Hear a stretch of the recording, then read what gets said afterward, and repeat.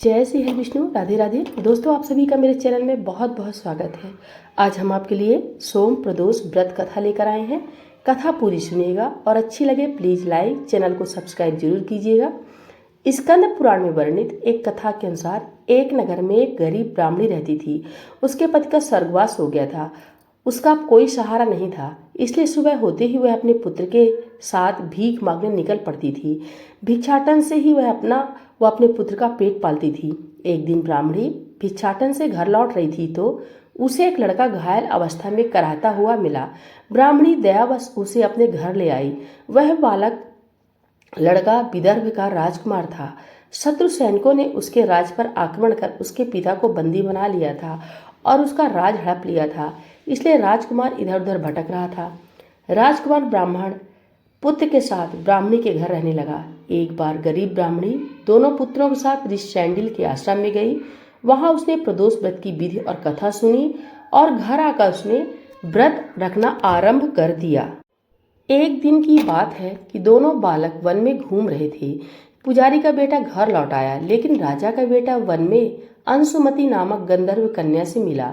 उस पर मोहित हो गई और उसके साथ समय गुजारने लगी। एक दिन अंशुमति अपने माता पिता को राजकुमार से मिलाने लाई। उन्हें भी राजकुमार पसंद आ गया। कुछ दिनों बाद अंशुमति के माता पिता को भगवान शंकर ने स्वप्न में आदेश दिया कि राजकुमार और अंशुमति का विवाह करा दीजिए। उन्होंने वैसा ही किया। ब्राह्मणी प्रदोष व्रत करती थी। उसके व्रत के प्रभाव और गंधर्व राज की विशाल सेना की सहायता से राजकुमार ने विदर्भ से शत्रुओं को खदेड़ दिया और अपने पिता के राज्य को पुनः प्राप्त कर लिया।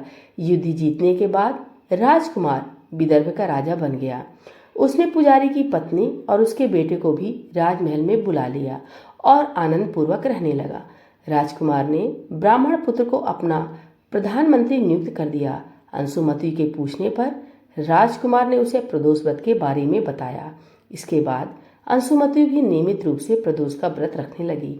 इस व्रत से इन लोगों के जीवन में सुखद बदलाव आए। ब्राह्मणी के प्रदोष व्रत के प्रभाव से जैसे राजकुमार और ब्राह्मण पुत्र के दिन फिरे, वैसे ही शंकर भगवान अपने दूसरे भक्तों के दिन भी फेरते हैं।